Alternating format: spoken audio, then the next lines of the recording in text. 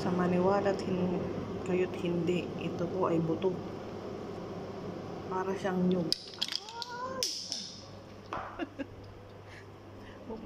Ayan o, inuukit nila yan bago makuha yung nasa loob. Yung nasa loob masarap eh. Nasa loob nito masarap eh. Para siyang nyug. Ayan. Wala kasi akong Dali lang, kuha tayong kutsilyo. Tapos, pwede nyong ilik yung ganito niya, oh. Ito matamis eh.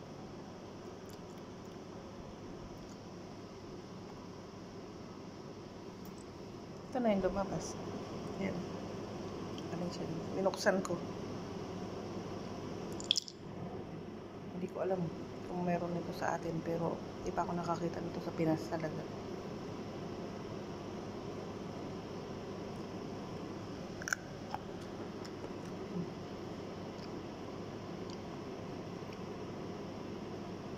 Sarap, matamis.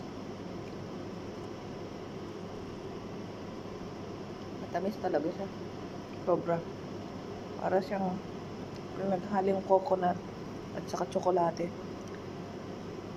na matigas.